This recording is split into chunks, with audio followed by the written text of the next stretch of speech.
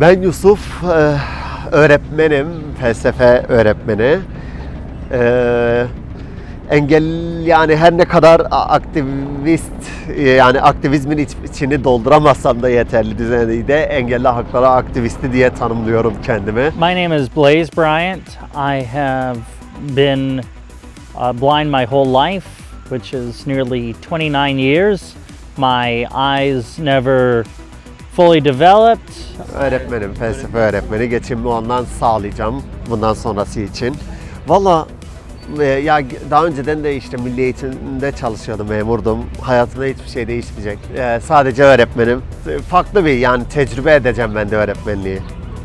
Hani tabii 1000-1500 kadar diye biliyorum görme engelli öğretmen var Türkiye'de ama biz de işte buna eklenmiş olacağız bakalım.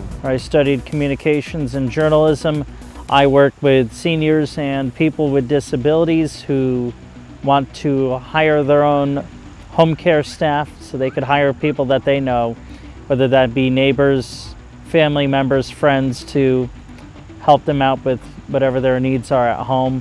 I also do a lot of podcasting. Radio's been a huge passion of mine since I was 10 years old. Ya görmemek bizim için bir deneyim değil öncelikle. Onu belirtmek gerekiyor. Görmemek bir gerçeklik yani nasıl söyleyeyim?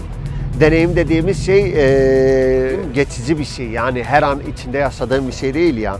Bir yerden sonra son bulan bir şey. Ama bu görmeme durumu, körlük durumu sürekli bir şey olduğu için yani görmemenin kendisi zor değil tabii ki. Ne yazık ki kolay da sayamayız. O şey yani öyle. One of the things that is certainly the most challenging about not being able to see is getting from point A to B. Having to rely on public transportation, whether that's using the bus or taking an Uber or Lyft or having to get a ride. You're asking people to do that versus people who are able to see and have their own means of transportation, being able to just get in a car and go wherever the heck you want to go when you want to go. Ben kendime sakat denilmesini tercih ediyorum çünkü sakatlık politik bir şey benim için yani bir tavırdır yani.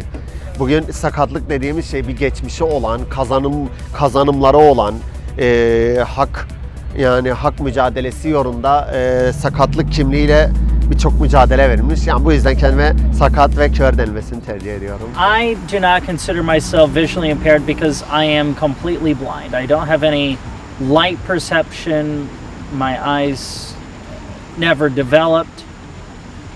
So frankly, I don't have any vision to be impaired with. Şöyle bugün tecrübe edinmek isterdim. Yani çünkü bugün insanlar ya aslında mesele şu yani nasıl söyleyeyim hani dediniz ya empati adı altında insanlar körlüğü deneyimliyor kendince ve aslında deneyimleyemiyor. Ben de empati olarak değil de öyle görmenin nasıl bir şey olduğunu geçici bir şekilde şey yapıp sonra hayatıma devam etmek isterdim bir kör olarak. Çünkü körlük bir yerden sonra bende şey oldu yani bir kimlik oldu yani doğuştan kör olduğum için ki sonradan da kör olsaydım muhtemelen bir yerden sonra bir kimliğe dönüşüyor, bir yaşam biçimine dönüşüyor ve ben böyle yaşamımı sürdürmek isterdim yani ölene kadar. Would I take the opportunity to use a technology that would help me see? No, I would not, because if I were to learn how to see, I would literally have to learn how to read and write. And people don't think about that. I would have to relearn how to live in this world, not knowing what that's like before. And also, I feel like there's a lot I would see and I would just be really disgusted with life.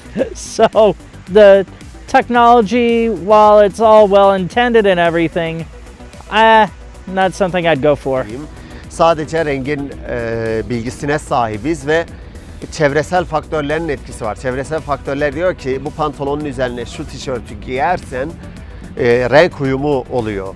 Yani bugün kanın kırmızı veya toprağın kırmızı olması uyduruyorum. Denizin mavi olmasını sadece biliyorum. Ama bunu tabii ki hiçbir zaman göremeyeceğim yani. Bu bilgi de bana yetiyor şimdilik ya. I know what they are from sniffing magic markers, the scented ones. That's a true story. That's really how basic the color scheme is for someone who is blind. I mean, the lemon smells like yellow, orange, well, orange, blue, blueberry. Ama bugün insanlar engelli bireyleri engellilerimiz veya engelli kardeşlerimiz diye başlıyor.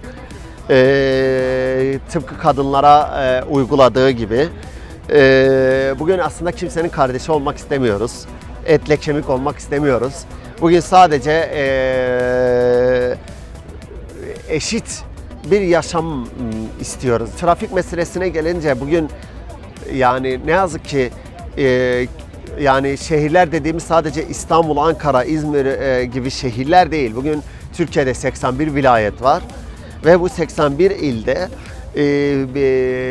yüz binlerce kör yaşıyor. Yani yanlış bilmiyorsam bir 400 binin üstünde kör var Türkiye'de. Evet. İstanbul, Ankara, İzmir gibi şehirlerde belirli alanlarda bu gerek yasaların verdiği zorunluluğun da gereği iyileştirme çalışması olsa da bunu tabii ki yeterli bulmuyorum ve bugün gerçekten Türkiye'nin bu anlamda hala geri olduğunu demeyeceğim, iyileştirmeye ihtiyacı olduğunu düşünüyorum yani. They are getting better because I think we as blind disabled advocates are doing much more and we're doing a much better job of leveraging the Americans with Disabilities Act, the ADA, which was landmark legislation for people with disabilities that was passed back in 1990. So what we've been doing is pretty much saying that, hey, this law is 30 years old. This is where it's not in compliance.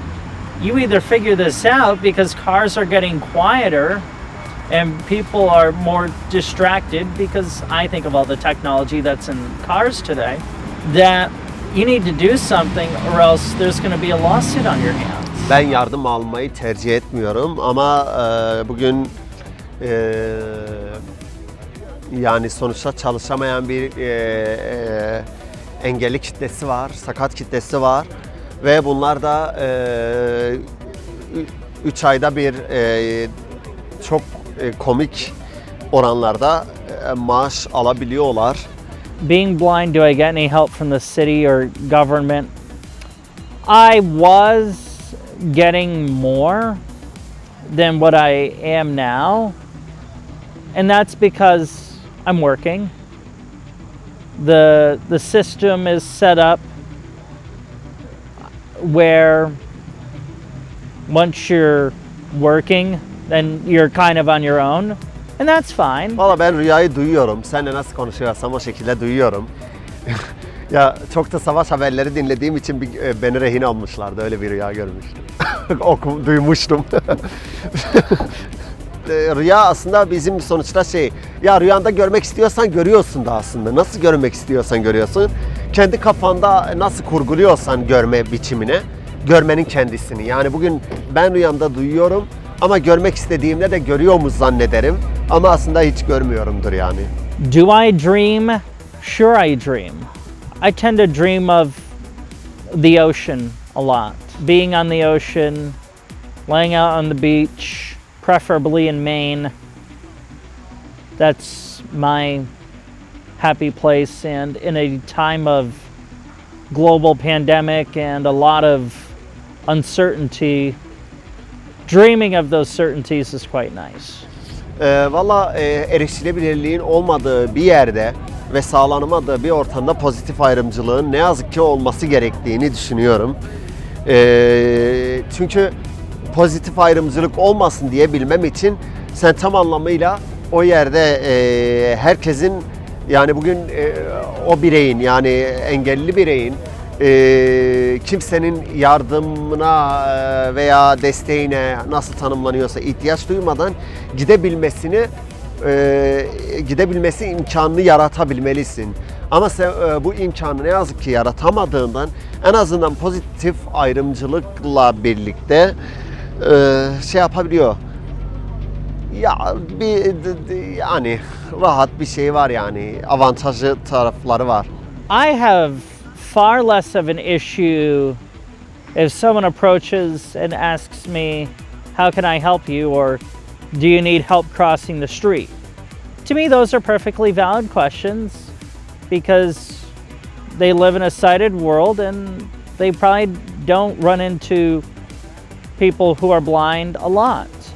Where I have an issue is when someone approaches me and says, let me help you cross the street, or I need to help you cross the street, or take my arm, we'll go across the street. Oh, we can go now.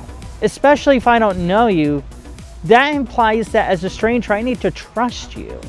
Bugün aslında sen hayvanlarla, bugün mesela sen bir köpekle konuşmuyorsun diye o köpeği eksik sayamazsın. Anlatabiliyor muyum? Sen o köpeğin dilini bilmediğin için konuşamıyorsun. Yani bugün her canlı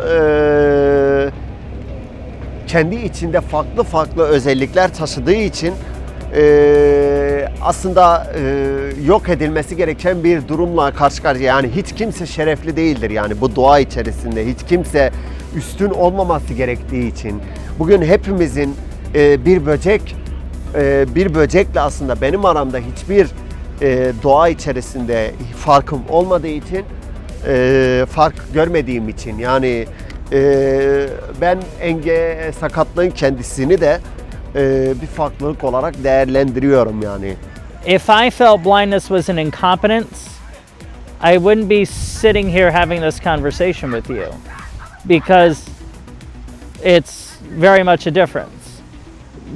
And regardless of whether you're able-bodied or if you're disabled and what your disability is, I mean, everything's a difference.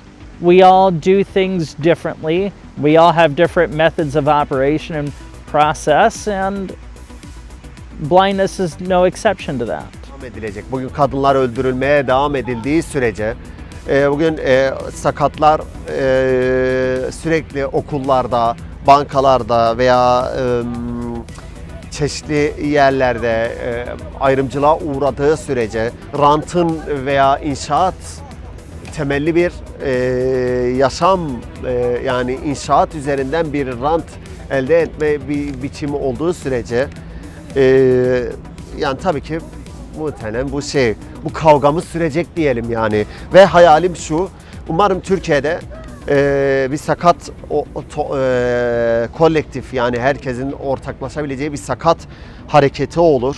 Bugün sakatlık politik bir şeydir yani sakatlık siyaset nasıl ki hani kadın cinayetleri politiktir diyorsak bugün aslında sakatlığa karşı yaklaşım da bir politik bir şeydir ve buna karşı tüm grupların birbiriyle dayanışması gerektiğine inanıyorum yani. My dream is to be a radio broadcaster. I've tried several times. However, the way the media industry is, you have to, starting out, go to a smaller market, a small city, or somewhere rural where if you're blind, there's minimal to no transportation. I was unwilling when I graduated college to make that sacrifice because I grew up in a rural town. I know what that's like, and I came to Albany to get away from that. So I've kind of come to terms with the fact that maybe being a radio announcer isn't necessarily in the deck of cards. That's why I do a lot of podcasting, because I get to be my own boss, I get to be in charge of my product, and I get to do it the way I want to do it. That to me is a beautiful thing, and if you're able to do things the way you want to do them, that's a dream come true.